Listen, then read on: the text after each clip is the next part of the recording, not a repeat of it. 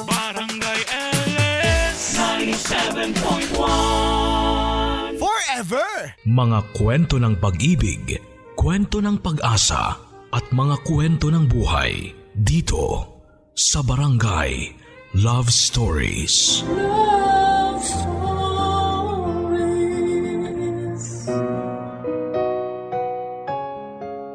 Hindi makapipili ang puso kung kanino ito titibok.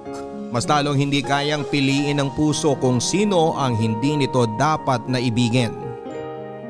Ikaw, kaya mo bang turuan ng puso mong magmahal ng isang taong sa tingin mo ay dapat para sa'yo? Kung meron mang isang katotohanan na laging naipamumukha sa atin, yun ay yung hindi natin kailanman pwedeng turuan ng ating puso.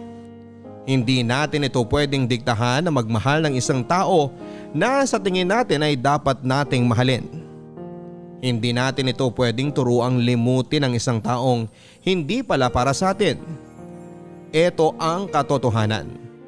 Isang katotohanan na pilit pa rin nating kinakalaban kahit alam nating patuloy lang tayong matatalo. Ang ating kwento ngayong araw ay kwentong pinadala ni Paulo. Isang lalaking sumubok na piliing wag mahalin ang taong hindi para sa kanya. Isang lalaking sumubok kalabanin ang nararamdaman dahil alam niyang hindi dapat.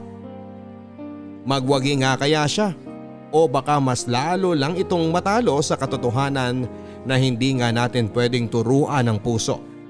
Dahil oras na gawin natin ito, mas lalo itong nagiging porsigidong piliin at gawin ang gusto nitong mangyari. Handa ka na bang makarelate sa kanya? Minsan ba sinabihan mo na ang puso mong huwag magmahal ng taong hindi dapat? Ano ang naging sagot sa'yo? Nanalo ka ba o ang puso mo? Si Paulo kaya, sino ang nanalo sa kanyang kwento?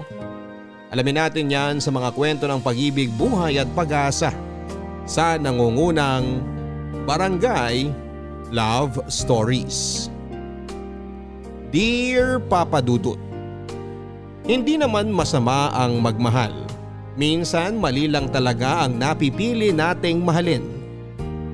Magandang araw po sa iyo, Papa Dudut. Ako nga pala si Paulo. Kasalukuyan ay nasa edad na 25 na. Gusto kong ibahagi sa inyo ang aking kwento. Ang kwento ko ay kwento kung paano ako umibig sa hipag ko. Siya si Malaya, mahal ko siya. Kaya ba akong pagbigyan ng Diyos na mapa sa akin siya? 10 taong gulang pa lang ako noon nang makilala ko si Malaya. 25 anyos ito kaedad ng aking Kuya Harold. Naalala ko pa umaga noon nang dalhin siya sa bahay ni Kuya para ipakilala sa amin ni na Mama. Alalang-alala ko pa ang kanyang magandang mukha. May hawigan ito noon kay Sanya Lopez. Morena ito at may katangkaran. Mas matangkad nga ito kay Kuya. Nakita ko noon kung gaano nahirapan si Kuya na akbayan si Malaya habang pinapakilala noon sa aming magulang. Pinagmasdan ko ang aking mga magulang habang pinapakilala ni Kuya si Malaya. Alam kong bata pa ako noon, pero alam ko at ramdam ko na hindi nila gusto si Malaya. Hindi dahil sa masama ang ugali niya, kundi alam nila na tulad ni Kuya, magiging palamunin din noon sa bahay si Malaya. Wala kasi noong trabaho si Kuya at umaasa lamang ito noon sa aming mga magulang. Batugan siya kaya naintindihan ko kung hindi naging mainit ang pagsalubong nila kay Malaya.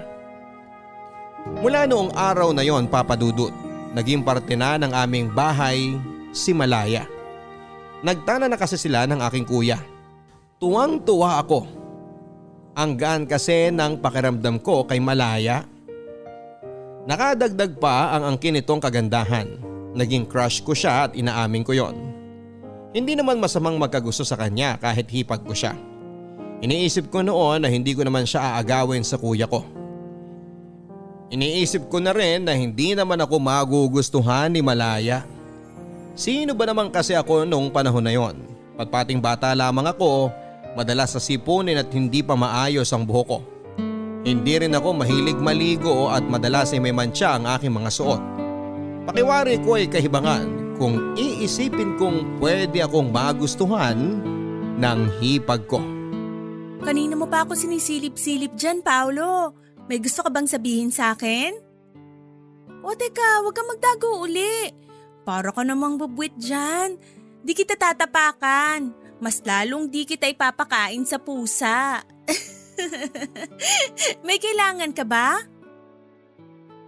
Paolo, huwag ka nang mahiya. 3 buwan na akong nandito sa bahay niyo. Sabihin mo kung may gusto ka. Gusto mo ba ng juice? Pwede kitang ipagtimpla kung gusto mo. Papunta rin naman ako sa kusina. O baka gusto mong may abutin ako. Ano ba yon? Wala po. Sa wakas, nagsalita ka rin! Mula nung dumating ako rito, di mo pa ako kinakausap. Hindi naman mabaho ang hininga ko. Ganyan. Gusto ko yung ganyang tawa mo. Sabi ng nanay ko, kapag komportable ka na sa isang tao, kaya mo na raw tumawa sa harapan niya. Parinig nga uli ng tawa mo. Komportable ka na nga. Halika nga rito at samahan mo ko. Ilang taon ka na pala? 10. Wow, 10 taon ka na. Grabe, ang tangkad mo para sa edad mo ah. Parang next year mas mauunahan mo pang tumangkad ang Kuya Harold mo. Huwag mo akong isumbong ha. Baka naman may girlfriend ka na. Paano magkaka-girlfriend yan naiihi pa yan sa kama lalo tuwing maulan? Nakakagulat ka naman. Bigla ka na lang sumusulpot dyan. Ano bang sinasabi sa'yo ng kapatid ko? Wala naman, mag-uusap lang sana kami. Hoy Paolo, kwento mo kung paano mo ako lagi nababasa ng ihi mo. Kuya! Alam mo dati may double deck kami. Yun ang tulugan namin sa kwarto. Doon siya sa itaas, ako naman sa ibaba. Kahala ko nun laging umuulan. Kahala ko nun may problema ang kisame namin eh. Yun pala, nananaginip yan si Paolo ng gripo o kaya swimming pool. Ayun, naiihiyan niya ako lagi. Kaya binaklas ni Papa yung double deck dahil nagreklamo na ako. Hindi ba Paolo? Alam mo, Paolo, tingnan mo ang ginawa mo. Pinahiya mo ang kapatid mo. Hindi yan. Kung kailan napaamo ko na siya, saka mo pa naisip na ipahiya. Hayaan mo na nga siya. Halika na lang sa kwarto at ipapakita ko sa'yo kung saan siya naiihi nun. Yun ba talaga ang plano mo? Siyempre, may iba pa ba? Ay, ano ba yan? Mamaya dumating yung magulang mo eh. Halika na kasi sa kwarto para hindi tayo mahuli.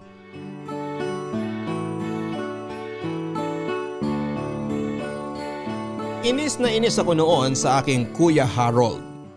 Hinahiya ako nito sa harapan ni Malaya. Dahil doon ay hindi ko na nilapitan pa si Malaya. Iniwasan ko ito at sobrang halata nga noon ang pag-iwas ko. Sa tuwing nakakasalubong ko siya ay takbo ako kaagad palayo. Alam ko na gusto niyang lumapit sa akin. Pero hindi ko kaya pang lumapit sa kanya dahil nga sa ginawang pagpapahiya sa akin ni Kuya. Kung bakit naman kasi sa dinami-rami ng maaalala ni Kuya. Yung pag-ihi ko pa talaga sa kama. Hindi ko naman makontrol ang sarili ko na huwag maihi sa kama. Naisip ko na normal lang naman yon sa mga batang katulad ko. Naisip ko nga rin na ikwento ko kaya kay Malaya ang mga nakakahiyang ginawa ni Kuya noong bata pa ito para patas na kami. Isang araw ay hindi ko na siya nagawang iwasan pa. Nilapitan ako nito habang gumagawa ako ng merienda ko sa kusina. Sinabi nitong hindi ko raw dapat ikahiya kung naihi ako noon sa kama. Hindi ako umimik papadudot. Naalala ko pa nga na namula ang magkabilang tenga ko noon. Tatakbo na sana ako noon pero pinigilan niya ako. Inawakan nito ang aking braso at ngumiti rin ito. Sinabi niya kahit siya noong bata pa raw ay naihi din sa kama. Ang dami pa niyang kinuwento noon na mas nakakahiyang nangyari sa kanya noong bata pa lamang siya. Ginawa niya yon para maramdaman kong hindi lang ako ang may nakakahiyang alaala ng pagkabata. Mula nga noon ay naging okay na ulit kami. Mula noon ay mas lalo ko siyang hinangaan. Sa pagdaan ng mga araw, gumawa ako ng magagandang bagay para kay Malaya. Lagi ko itong kinukuhanan ng manggang kalabaw. Naalala ko pa na dinadayo ko pa noon ang bahay ng aking kaklase na may puno ng manggang kalabaw. May puno naman kami ng mangga dati, pero mas maasim kasi yung sa kaklase ko. Mas gusto kasi ni Malaya yung ganon. Tuwang-tuwa nga ito noon kapag may bitbit ako na mangga pagka uwi ko galing sa eskwela. Ako rin ang gumagawa ng sausawan niya. Toyo na may siling durog. Inihigo pa niya ang sausawan kapag naubos na niya ang mangga. Tuwang-tuwa akong pinagmamasdan siyang nasasarapan sa mangga. Kaya naman bukod doon ay marami pa akong ginawang magandang bagay para sa kanya. Naisip ko kasi dati, mas lalo itong magiging magiliw sa akin kung magiging mabuti ako sa kanya. Ako noon ang nagsasamsam ng kanyang mga nilabhan. Samantala hindi na ako tumutulong noon sa pagtutupi dahil hindi naman ako marunong. Sinasamahan ko lang siya habang nagtutupi ng mga nilabhan nitong damit nila kuya. Ako naman noon ang tagabalik ng mga ipit at hanger sa lagayan sa kusina. Pinagpapainit ko rin siya ng tubig sa takore para panligo niya. Hindi kasi siya pwedeng maligo noon ng malamig dahil nagsusugat ang kanyang balat. Dati rin ako ang nagtitimpla ng kanyang juice kapag nanonood siya ng paborito niyang teleserye sa hapon. Sinasamahan ko siyang manood noon kahit na hindi ko naiintindihan ang palabas. Gusto ko lang siya na makasama. Ang ganda kasi talaga niya, tapos mabait pa.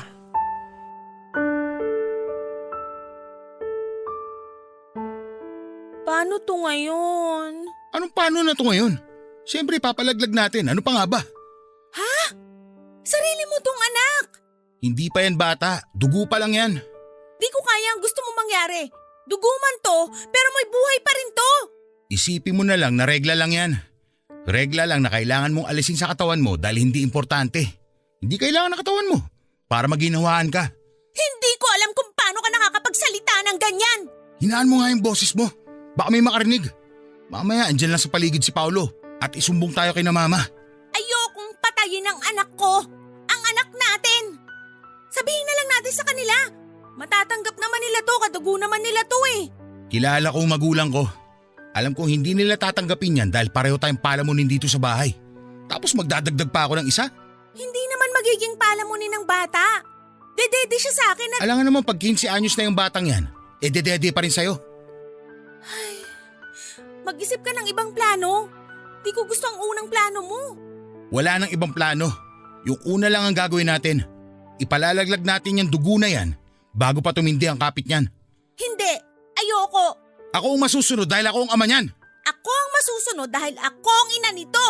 Matigas ang ulo mo? Matigas ang puso mo. Kung di mo kayang panindigan to, kung natatakot ka sa magulang mo, sige, aalis na lang ako. Bubuhayin ko tong batang to kahit wala ka.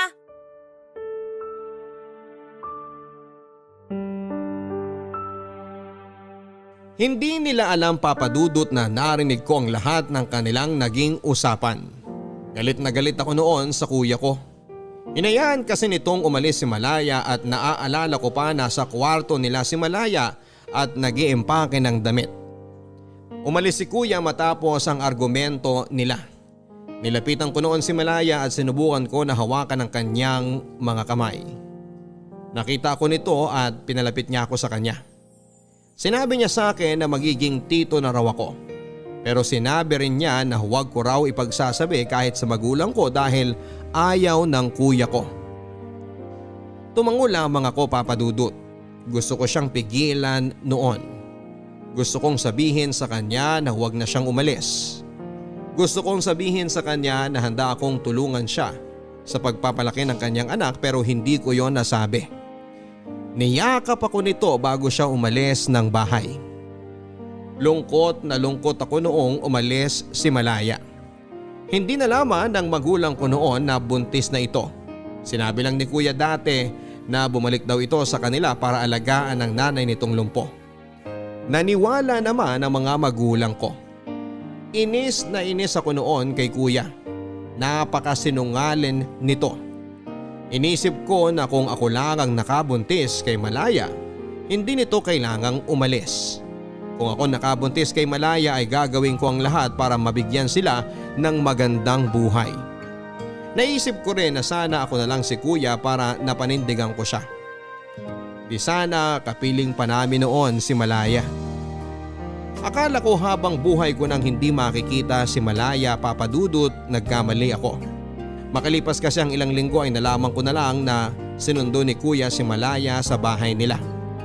Tuwang-tuwa ako noong nakita kong pumasok sa pintuan si Malaya. Ako nga noon ay ang unang lumapit sa kanya para yakapin siya. Doon na rin nila inamin na buntis nga si Malaya. Tulad ng inaasahan ni na Kuya, hindi naging maganda ang pagtanggap ni na Mama sa balitang yon.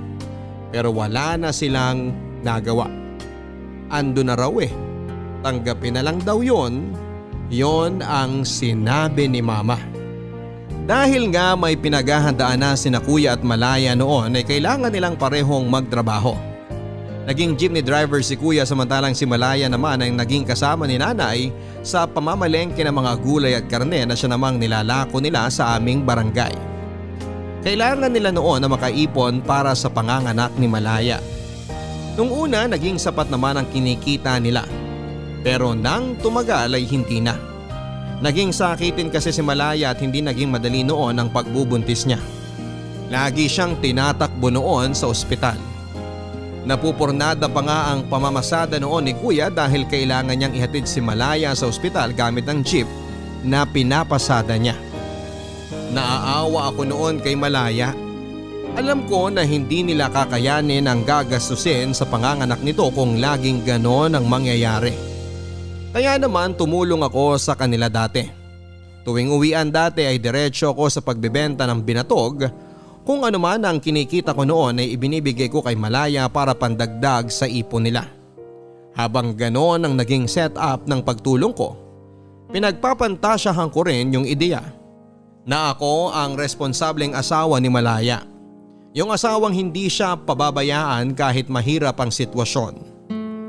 Opo, Papa Dudut. Bata pa ako noon pero totoo ang nararamdaman ko para kay Malaya.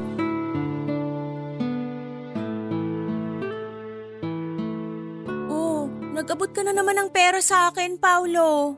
Wala po yan, ate. Dagdag mo na lang po sa ipon niya ni Kuya para kay baby. Yan din ang sinabi mo sa akin nung nakaraan. Ayoko nang tanggapin to. Bakit naman po? Hay, saan muna to galing? Huwag mong sabihin sa akin na kinupit mo to sa mama mo. Naku, kung ganun, ibalik mo to ngayon din. Alam mo naman nagipit din ng mama mo eh. Hindi ko po kinupit yan. Eh, saan nga to galing? Pati yung mga nakaraan. Di naman kalakihan ang baon mo sa school kaya alam kong di ka makakaipon ng ganito kalaking pera kundi galing sa kupit to. Nagbebenta po ako ng binatog tuwing hapon. Saan ka kumukuha ng binibenta mo? Dun sa binatugan sa kabilang kanto? Doon nga po. Pinaghirapan mo to? Opo. Minsan nga po napapaso ako kapag hindi ko nasasalok ng maayos yung binatog sa baso. Pero ngayon, kahit nakapikit, hindi na ako nahuhulugan ng mainit na binatog sa kamay. Hindi ko to matatanggap. Eh bakit naman po? Kailangan niyo po yan Malapit na kayong manganak. Pinaghirapan mo to. Dapat sa'yo tumapunta. Bumili ka ng gamit mo sa school. Lapis o kaya papel. Pwede ka ring bumili ng pencil case para lalagyan mo ng mga lapis mo. Kaysa pinagtitiisan mo yung lumang karton ng tsokolate para lalagyan mo ng mga lapis at pambura mo. Matibay naman po yun. Hindi naman yun basta-basta masisira. Tsaka malapit na rin pong matapos ang pasukan kaya hindi ko na rin kailangan ng pencil case. Eh di ibili mo na lang ng pagkain mo. Ilibre mo rin yung mga kaibigan mo. Maraming nagbebenta ng pagkain sa labas ng school nyo, di ba? Marami ka nang mabibili dito. Siguradong magugustuhan ka lalo ng mga kaklase mo. Hindi ko naman sila gustong ilibre. Hindi ko talaga tatanggapin to. Para may magamit ka pag kailangan mo. Pwede mo ring ibigay sa mama mo para pandagdag puhunan sa mga paninda niya. Nagbenta po ako ng binatog, hindi para may pambili ako ng gamit sa school o kaya panlibre sa mga kaklase ko. At hindi rin po para ipangdagdag sa puhunan ni na mama. Nagbenta po ako ng binatog para sa baby niyo. Para makalabas agad siya sa ospital. Kasi yung kaklase ko, hindi pinalabas agad yung nanay niya nung nanganak kasi kulang sila ng pambayad sa ospital. Ayoko mangyari yun sa baby mo eh. Kawawa naman siya kung lagi siya makakaamoy ng gamot at ihi sa ospital. Hindi yun maganda sa baby. Napakabait mo talagang bata. Halika nga rito. Bakit po? Mwah. Salamat Alam mo bang dahil sa'yo, para na akong nagkaroon ng instant kapatid. Paulo? Paulo!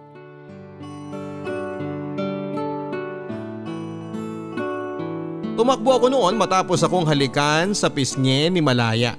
Nagkulong ako sa kwarto habang sinapo ko ang aking pisngi kung saan dumampi ang malambot na labi ni Malaya. Pulang-pula yon at naaalala ko pa. Panay ang tingin ko noon sa salamin habang binabalikan ng eksena kung saan ay hinalikan ako ni Malaya. Hindi na nga noon matanggal ang ngiti ko. Si Malaya ang naging una kong halik. Si Malaya rin ang naging dahilan ko para magsimula akong magpantasya at hawakan ang aking sarili. Matapos ang halik na yon ni Malaya sa aking pisngi, palihim akong kumukuha ng kanyang gamit. Mga gamit na iniisip ko na hindi naman niya mapapansin kung sakaling mawala sa kanyang paningin. Nagsimula yon sa luma niyang panyo hanggang sa paubos nitong lipstick na lagi na lang nakalagay noon sa gilid ng kanilang mesa sa kwarto. Nilagay ko noon ang bawat makuha kong gamit niya sa isang lumang karton ng sapatos. Tinatago ko yon sa ilalim ng aking kama.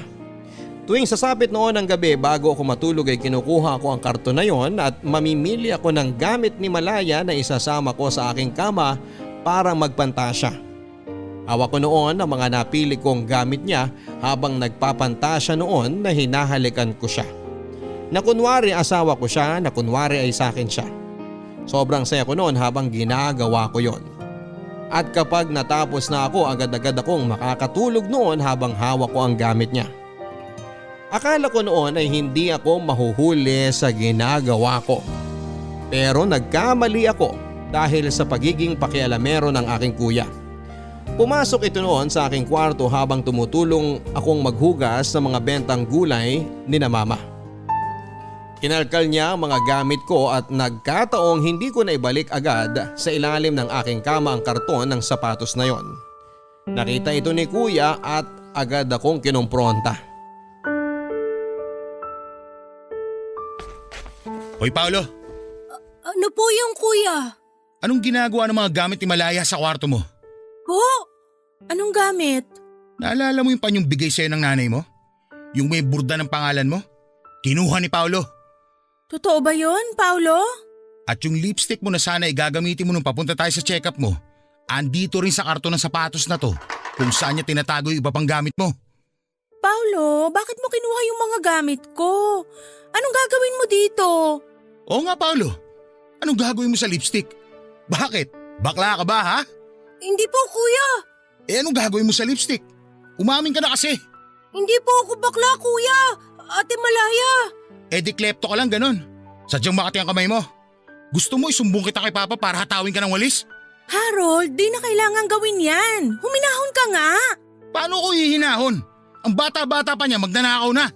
Sa ngayon maliliit na bagay lang ang kinukuha niya. Sa susunod, paano kung yung cellphone mo na? O kaya pera na? Paano kung isang araw sa kapitbahay na siya magnakaw? Hindi naman siguro. Anong hindi naman siguro? Nakita mo naman ang mga kinuha niya sa'yo. Ano pa tawag mo rito? Di ba magnanakaw? Hindi nga po ako magnanakaw. Anong tawag mo sa'yo? Kung hindi ka magnanakaw, isipin kong bakla ka dahil puro gamit pang babae itong kinuha mo. Hindi rin po ako bakla. Bakit mo nga kinuha itong mga gamit ni Malaya? Kasi crush ko po siya. Paulo, anong…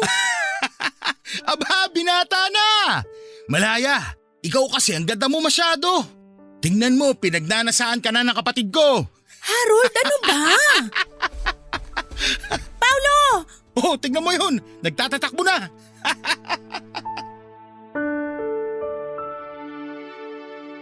Umalis ako noon ng bahay sa sobrang hiya. Ayoko na nga noon bumalik. Napaamin ako ng hindi oras kay Malaya at panayang suntok ko noon sa ulo ko. Inis na inis ako sa sarili ko, Papa Dudut, kung bakit hindi ko tinikom ang aking bibig. Bakit ba ako umamin kay Malaya? Sa harapan pa ni Kuya na asawa niya. Ilang oras ako naglakad-lakad kung saan-saan para makaiwas kay Malaya. Iniisip ko na umuwi kapag alam kong nasa kwarto na ito. Pero paggabi na rin noon, natakot na akong gumala pa. Kaya naman nagpasya na akong umuwi na lamang, Papa Dudut. Mahala na, yun ang sinabi ko sa sarili ko. Nang nakauwi na ako ay naabutan ko si Malaya na nasa sala. Wala sina Kuya at mga magulang ko. Nasa kwarto na sila noon at nagpapahinga na. Tatakbo na sana ako noon papunta sa aking kwarto nang pisilin ni Malaya ang braso ko. Ang sarap sa pakiramdam ng pagkakahawak niyang yon. Pinaupo ako nito sa kanyang tabi. Ninitian niya ako at hindi ako makatingin sa kanya ng diretsyo. Sa sahig ako nakatingin habang nagsasalita ito. Sinabi niyang hindi ko raw kailangang mahiya kung may gusto ako sa kanya. Dagdag pa niya na normal lang daw yon sa pagbibinata. Tumango lamang ako dahil hindi ko alam kung ano ang pwedeng sabihin sa kanya. Nang tinanong niya ako kung gusto ko na raw bang pumunta ng kwarto ko ay tumango ako. Tatakbo na sana ako noon dahil akala ko ay tapos na siya nang sasabihin niya. Pero pinigilan niya akong muli. Nang tignan ko siya ay inabot niya sa akin ang panyo niya. Yung panyo na kinuha ko sa kanya. Yung may borda ng pangalan niya. Tumingin ako sa kanya at nagtanong ang aking mga mata. Ngumiti ito at sinabing sa akin na lang daw yon at sinabi pa niya na bigay yon ng nanay niya sa kanya. Aniya mas maaalagaan ko raw kaya ibibigay niya sa akin. Kinuha ko yon sa kanya at saka tumakbo papunta sa aking kwarto. Muli ay nagpantasya ako sa kanya habang hawak noon ang panyong bigay niya. Makalipas noon ng ilang buwan ay nakapanganak na si Malaya. Isang napakalusog na sanggol na lalaki. Tinutokso nga nila ako noon na kamukhang kamukha ko raw ang aking pamangkin. Sinabi rin ni Malaya na posibleng araw na maging kamukha ko ang anak nila dahil ako ang madalas na nakakasama niya sa bahay. Napaglihian daw niya ako at tuwang-tuwa ako noon. Para bang pakiramdam ko ako ang tatay ng anak ni Malaya. Tinatanong pa nga ni Malaya kung ano raw ang pwedeng ipangalan sa anak nila. Sinagot ko noon na Pau Pau. Sunod sa aking pangalan. Ang akala ko noon ay pagtatawanan lang nila ang sinabi ko. Pero natuwa si Malaya. Sinabi niyang Pau Pau na lang ang palayaw ng kanilang anak. Ako ang pinaka natuwa noon. Sinunod sa akin ang pangalan ng pamangking ko. Madalas ako ang nag-aalaga noon sa anak nila. Nagkataon kasi na bakasyon sa school at imbes na makipaglaro sa mga bata ay madalas na pinipili kong magtimpla ng gatas ni Pau Pau. Hindi kasi nagpapadede si Malaya. Bukod kasi sa hindi masyadong naging marami ang gatas nito sa kanyang dibdib, ay kinailangan din ito na magtrabaho bilang sekretarya sa aming barangay hall. Kaya nga tulad ng sinasabi ko sa inyo, ako ang madalas na nag-aalaga kay Pau Pau. Kahit noong balik eskwela na dahil pasukan na naman, lagi pa rin ako nagmamadaling umuwi para maalagaan si Pau Pau. Ginagawa ko yon, Papa Dudut, hindi dahil inutusan nila ako, kundi dahil gusto ko ang hipag ko. Hindi na ako noon nagbebenta ng binatog, wala na rin kasi akong oras. Kahit sayang ang kikitain ko noon ay mas pinipili ko mag-alaga na lang ng bata. Wala rin kasing mapag-iiwanan kay Pau Pau kundi ako lamang. Si Kuya naman ay tuloy pa rin ang pagiging jeepney driver noon. Madalas ay konti lang ang naiuwi niyang pera. Di dahil mahina ang pasada, kundi dahil bili ito ng bili ng mga gamit niya para sa sarili niya at hindi para kay baby Pau Pau. Noong napansin kong naging ganito na si Kuya ay napilitan akong ibenta noon ang mga gamit ko. Tulad ng comics, iba pang damit na niregalo sa akin ng aking mga ninong at ninang. Pati na rin ang iba kong laruan. Inipon ko ang pera at ibinigay ko kay Malaya. Para saan tong pera? Pambili po ng kailangan ni Pau Pau. Naku nagbebenta ka na naman ba ng binatog? Hindi na po. Nakahanap na po ako ng kapalit ko. Saan mo nakuha tong pera? Nagbenta po ako. Anong binenta mo? Wala po. Mga lumang laruan na hindi ko na nagagamit. Malaking pera to. Alam kong di lang to galing sa pagbebenta mo ng laruan. Pati na rin po ng mga luma akong damit. Bakit ka nagbenta ng mga damit mo? Paano kung hanapin ng mama mo yung mga yon? Paano kung wala ka nang maisuot sa school? Marami po akong damit. Saka sa Pasko, sigurado mapupuno na naman ang damitan ko dahil reregaluhan na naman ako ng mga ninong at ninang ko ng mga bagong damit. Ay, ano pang binenta mo? Yung mga lumang comics ko po. Teka, di ba koleksyon mo yun? Nabasa ko naman na po yun lahat eh. Hindi ko na kailangang ulitin. Pero koleksyon mo pa rin yun, sayang naman. Hindi naman po sayang kung alam ko namang mas magagamit ni Pau Pau yung pinagbentahan nun. May sahod naman ako sa barangay hall. May pera rin kahit papano ang kuya mo na inaabot sa akin. Alam ko naman pong hindi sapat ang kinikita ni kuya sa pamamasada. Narinig ko po minsan na nagtatalo kayo dahil sa pera. Hindi ka dapat nakikinig sa pagtatalo ng mga matatanda. Sorry po. Masyado po kasing malakas ang boses niyo ni kuya kaya tumagos sa pader ng kwarto ko. Pasensya ka na at narinig mo pa yung away namin. Hindi magandang naririnig yun ng mga katulad mong bata. Hindi na po ako bata. Ay, binata ka na ba? Teka nga, patingin nga ng loob ng shorts mo kung totoong binata na yan. Naku, wag po Ate Malaya. Hindi pa ako nakakapagpalit ng brief. Ay, hindi ka pa nga binata. Dahil ang binata, nagpapalit lagi ng brief. Si ate naman no.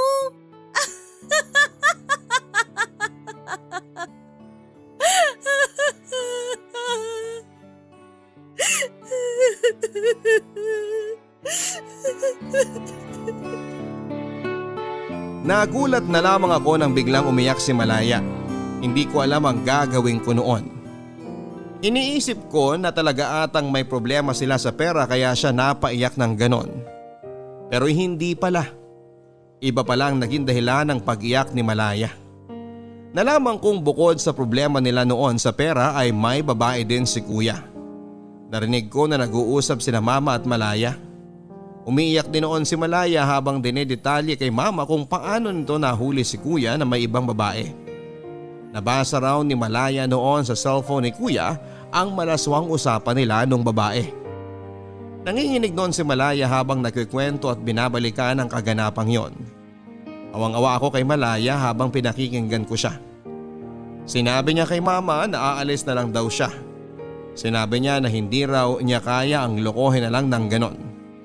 Pinigilan siya ni mama at sinabi niyang bigyan pa raw ng tsansa si kuya at magbabago pa raw ito. Hindi naman kumbinsido noon si Malaya. Desidido na itong umalis pero nakiusap si mama. Sinabi niyang kawawa naman daw si Pau Pau kung lalaki itong walang kapiling na ama. Doon na kumalma noon si Malaya. Natamaan siya sa sinabi ni mama. Dahil doon ay nanatili si Malaya sa bahay kahit na hirap na siya sa kanyang sitwasyon. Tinikom ni Malaya ang kanyang bibig tungkol sa pambababae ni kuya. Alang-alang kay Pau Pau ay nagtiis si Malaya. Naging madalas din ang away nila noon ni kuya at lagi ko dating naririnig. Narinig ko noon kung paano siyang paulit-ulit na minumura ni kuya. Iyak lang ang naging sagot noon ni Malaya at awang-awa ako sa kanya, Papa Dudut. Kung pwede lang ako makialam sa kanila ay ginawa ko na. Pero dahil bata pa ako noon at hindi dapat makialam sa away ng matatanda ay mas pinili kong makinig na lamang at ipagdasal na malampasan niyo ni Malaya. Isang araw ay nawala na lang na parang bula si kuya. Nalaman namin na sumama na ito sa kanyang babae. Panay ang iyak noon ni Malaya at aalis na sana talaga siya sa bahay namin pero pinigilan siya ni mama. Ang sabi ni mama kahit wala na si kuya, dapat manatili pa rin si Malaya sa bahay dahil parte na siya ng pamilya namin. Natuwa ako sa mga sinabi ni mama. tulad ko ay napamahal na rin siya kay Malaya. Sino ba naman kasing hindi magmamahal kay Malaya? Napakabait nito. Hindi ko talaga alam kung bakit nagawa ni Kuya ang mga bagay na yon kay Malaya.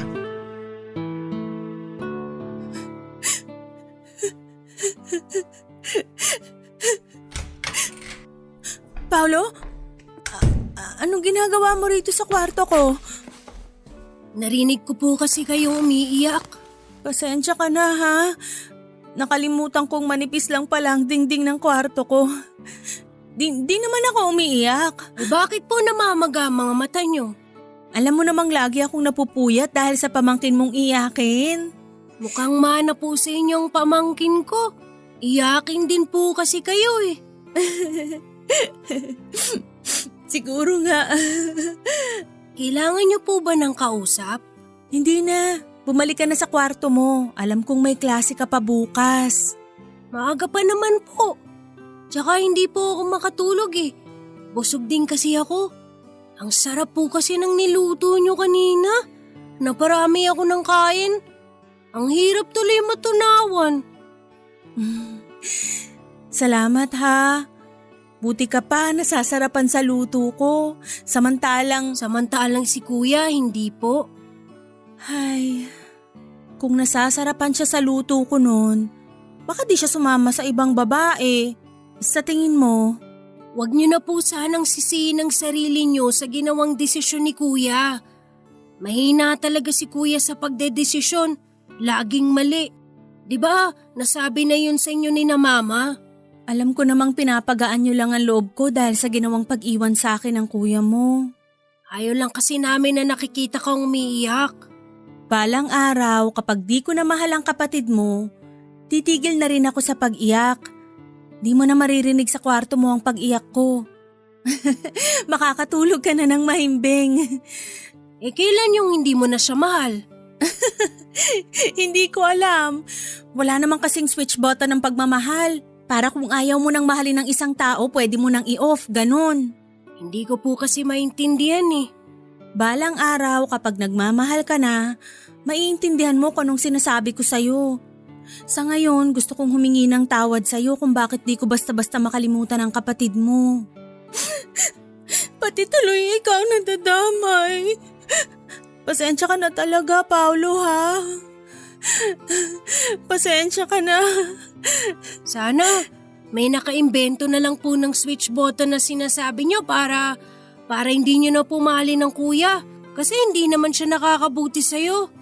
Sana balang araw may makaimbento nun. Sa ngayon, tiis lang muna sa ingay ng iyak ko ha.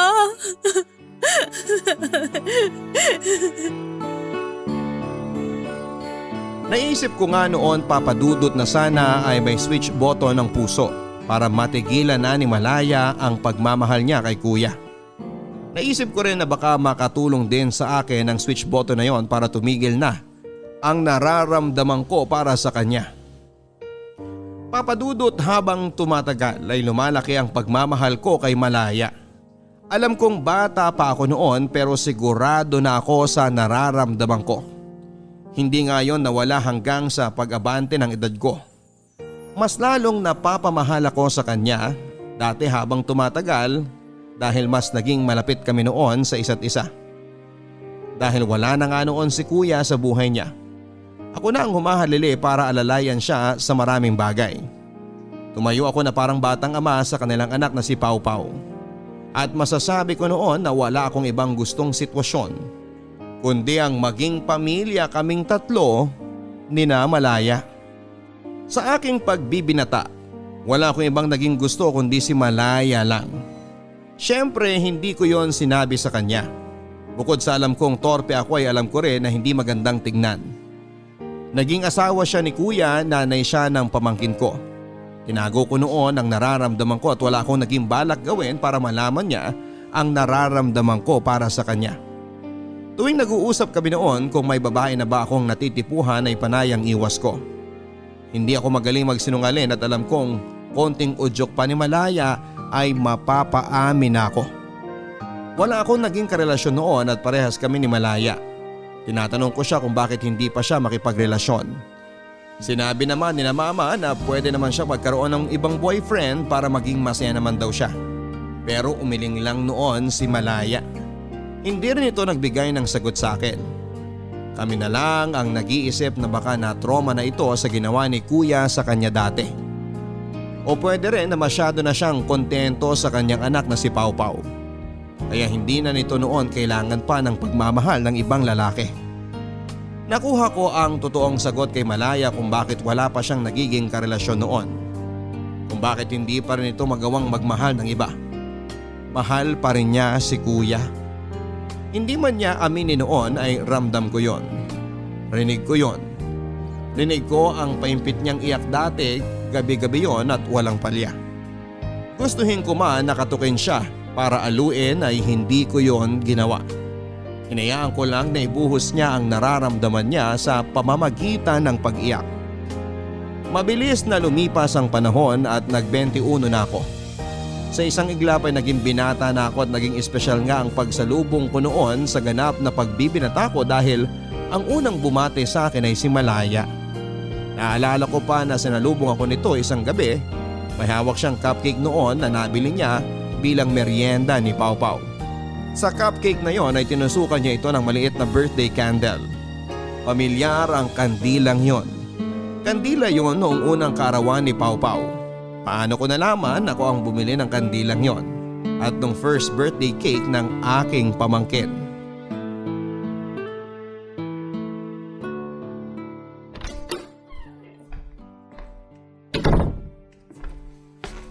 Happy birthday, Paolo! Ano to? Di birthday cake mo. O, hipan mo na yung kandila. Ay, teka, mag-wish ka muna. Wish ko na sana maging cake tong cupcake. Uy, sorry naman kung ito lang ang afford ko. Joke lang naman. Alam ko kulang pa to kumpara sa mga ginawa mo para sa amin ng pamangkin mo. Mula nung iniwang kami ng magaling mong kapatid. Mukhang nangangamoy ang palayang durog na naman po ang hangin. Uy, di na ako bitter ah. Ikaw? Di ka na mabiro. Pero seryoso, ayos na sa akin tong cupcake na to. Wala naman akong gusto na kahit na ano ngayong birthday ko eh. Kontento na ako sa inyo ni Pau Pau. At syempre sina mama. Kung katulad mo rin lang ang kuya mo, sana andito pa yun ngayon. Hay, kung bakit naman kasi di na lang kayo nagkapalit ng kuya mo? Anong ibig mong sabihin? Wala naman, naisip ko lang. Sana ikaw na lang yung panganay sa inyong magkapatid para ikaw na lang yung una kong nakilala. At ikaw yung tatay ni Pau Pau. Di sana wala akong problema ngayon. Wala eh. Huli akong pinanganak. Alam mo, kahit nung bata ka pa lang, ganito ka palang kalit na no? Alam kong mas mature ka na mag-isip kesa sa kuya mo. Saka, mas gwapo ako dun no? 99.9% oo.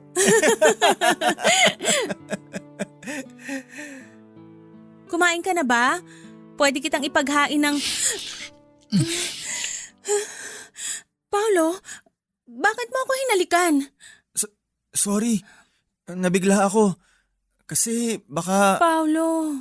Hindi ko talaga sinasadya. Medyo nadala lang ako. Halikan mo ako uli. Yung mas matagal. Nagulat ako sa sinabing yon ni Malaya Papadudut. Sumunod ako sa sinabi niya. Hinalikan ko siya ng mas matagal, mas madiin at mas nananabik. Sumabay siya sa bawat paghaliko hanggang sa may pagkukusa na noon ng aming mga paa na magtungo sa aking kwarto para ituloy ang hangganan ng halik na yon. Papadudut, kumawala kaming dalawa ng gabing yon. Hindi ko rin alam kung ano ang pumasok sa mga utak namin kung bakit hinayaan naming manipulahin kami ng aming mga katawan. Sa huli ay may nangyari sa aming dalawa isang bagay na sinabi ni Malaya na pinagsisisihan niya. Habang nagbibihis noon ay sinabi ni Malaya na hindi raw dapat nangyari yon sa amin. Pilit ko siyang kinukumbinsi noon na hindi niya dapat pagsisihan ang nangyari sa aming dalawa. Sinabi kong gusto ko ang nangyari. Tinatanong ko kung nagustuhan niya rin yon, hindi siya sumagot. Hindi ko siya hinayaang makaalis ng kwarto hanggat hindi kami nakakapag-usap na dalawa. Nakita ko ang pagkakataon na yon para aminin sa kanya ang tunay kong nararamdaman. Sinabi ko na matagal ko na siyang mahal. Sinabi ko rin na handa akong maging ama kay Pau Pau. Umiling lang si Malaya. Masyado siyang natatakot sa sasabihin ng magulang namin. Naisip ko noon na tama naman siya at hindi nga naman maganda kung pareho kaming magkapatid na tinuhog niya. Hindi ako tumigil noon na kumbinsihin si Malaya at sinabi ko sa kanya noon na pwede naming subukang dalawa kahit na palihim. Hindi siya umimik. Mukhang nagustuhan niya ang sinabi ko. Sa huli ay pumayag naman ito. Pero sinabi niya sa akin na wala raw assurance na mahuhulog siya sa akin. Sinagot ko siya at sinabi ko na hindi ako takot sumugal. Nilihim nga namin ang relasyon namin, Papa Dudut. Laging may nangyayari sa amin tuwing wala sina Mama. Sa tuwing gabi kung kailan tulog na sila. Naging maayos naman ang simula namin at naramdaman ko na nahuhulog na si Malaya sa akin, pero hindi lang niya maamin. Paolo, ano ba? Wala naman sina Mama eh. Tara na sa kwarto mo. Natutulog si Pau Pau. Magigising yun kapag masyado tayong magulo. Eh di, doon tayo sa kwarto ko. Ayoko nga ron, ang kalat-kalat ng kama mo. Eh di, doon tayo sa sahig ko para mas may challenge. Ikaw talaga? Baka sinamama mo na yan. Teka at… Uy, buti hindi pa kayo nagpapalit ng doorknob. Pwede pa pala ang lumang susi ko eh. Oh, kamusta kayo ha? Harold? Kung makagulat ka naman dyan, akala mo bumangon ako sa hukay. Kamusta ang maganda kong asawa ha? Anong ginagawa mo rito, kuya? Umuwi. Masama ba? Bahay ko rin naman to ah. Umalis ka na. O bakit ako aalis? Hindi mo ba narinig yung sinabi ko? Bahay ko rin naman to ah. Sigurado akong namiss ako ni na Mama. At sigurado ako namiss ako ni Pau Pau. O teka, asan ang anak ko? Huwag mo siyang istorbohin, natutulog siya. Kuya, mabuti pa umalis ka na. Kanina niyo pa ako pinapaalis ah. Ganyan ba kayo mag-welcome ngayon ng bagong dating? Hindi magandang nandito ka. Anong hindi maganda? Makukumpleto na ulit tayo. Pamilya na ulit tayo, Malaya. Ayaw mo yon? Matagal ka nang wala. At ngayon bumabalik na ako. Hindi mo man lang ba ako yayakapin? Kuya, please umalis ka muna kasi. Kung makapagpaalis ka sa akin, wala ka respeto ah. Ako pa rin ang panganay, tandaan mo yan. Pero ayoko magalit ngayon. Ang gusto ko lang naman ay magkumustahan tayo. Mag-usap-usap tayo. Tulad ng dati, ganun. Wala tayong dapat pag-usapan. Ang dami kaya. Magkumustahan muna tayo. Paolo, sigurado may girlfriend ka na ngayon. Kuya, please. Ang laking bulas mo ah. Sigurado ako kung saan ka man nagtatrabaho ngayon, marami kang napaikot na babae. Teka nga muna, ilang babae na bang nadala mo sa kwarto mo? Magagaling ba? Ha? Kuya, sinabi ng… O baka naman bakla ka na? Kung ganun, ilang lalaki na nadala mo sa kwarto mo? Magagaling ba? Harold, ano ba? Ikaw naman, hindi ka na nasanay sa pang-alaska ko dyan sa kapatid ko. Teka nga muna, nagugutom na ako. Ang haba ng biyahe ko mula sa… basta. Anong ulam nyo? Bumalik si Kuya Harold na para bang wala lang. Na para bang namalengke lang siyang saglit. Nainis ako noon na pinaghandaan pa siya ni Malaya na makakain niya. Panay ang hawak ni Kuya sa kanya kahit panay noon ang ilag ni Malaya.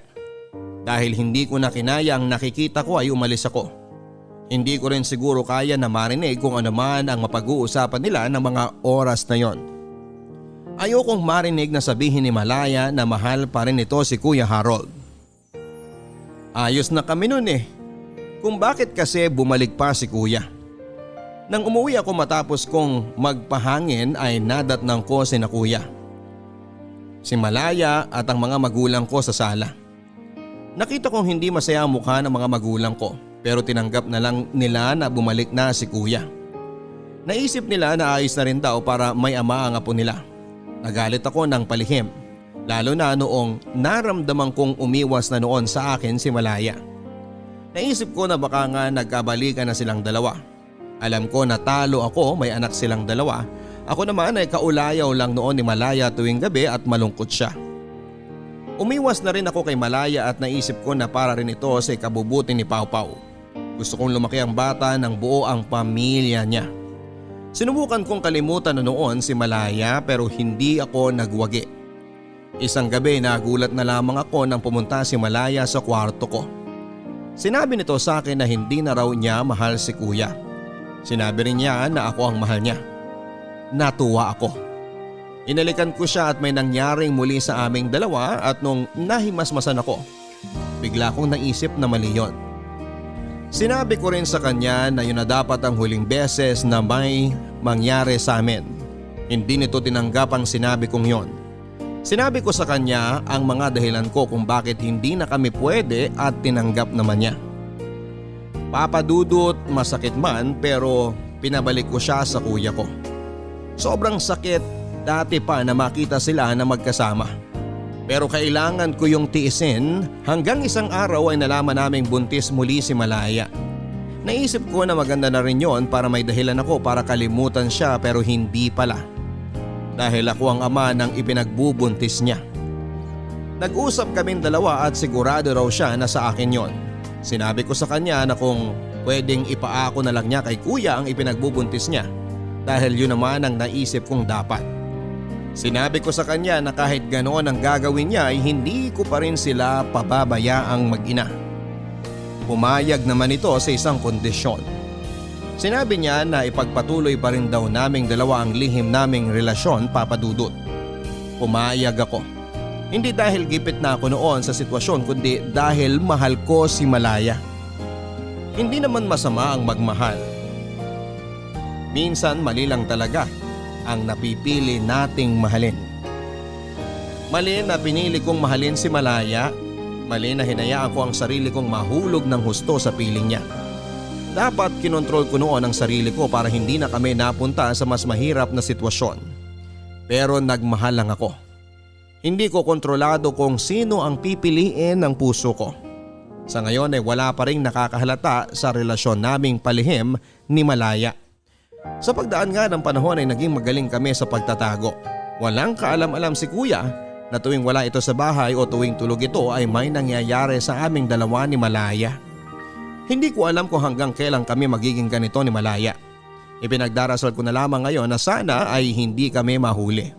Dahil wala akong maisasagot na tama sa kanila dahil alam kong una pa lamang ay mali na talaga ito. Maraming salamat po Papa Dudut sa pagbasa ng aking liham. Ang inyong forever ka-barangay, Paulo. Hindi naman masama ang magmahal at minsan mali lang talaga ang napipili nating mahalin. Kung bakit naman kasi hindi lang pwedeng tama lagi ang napipili nating mahalin. Kung bakit naman kasi may mali pa pagdating sa pag-ibig. Paulo, hindi madali ang sitwasyong napiling pagdalhan sa iyo matapos kang magmahal ng maling tao. Hindi ko rin masasabi kung paano ka totoong makakalaya sa sitwasyon mong yan kung sobrang inipit ka na ng sitwasyon. Hindi ko rin gustong sisihin ka pa sa mga nangyari dahil tapos na yon. At dapat matuto na lang tayo mula doon. Kung ano man ang kinakaharap mong sitwasyon na hiling ko na sana ay makaisip ka ng paraan para maitama mo ang lahat. Hindi ko pwedeng idikta sa iyo kung ano at papaano yon.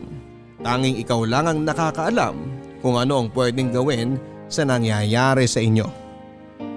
Hanggang sa muli mga kapuso, ako po si Papa Dudut sa mga kwento ng pag-ibig, buhay at pag-asa dito sa Barangay Love Stories number 1.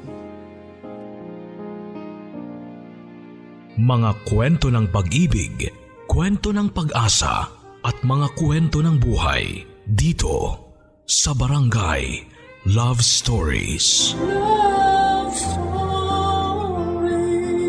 Forever. Forever. Forever!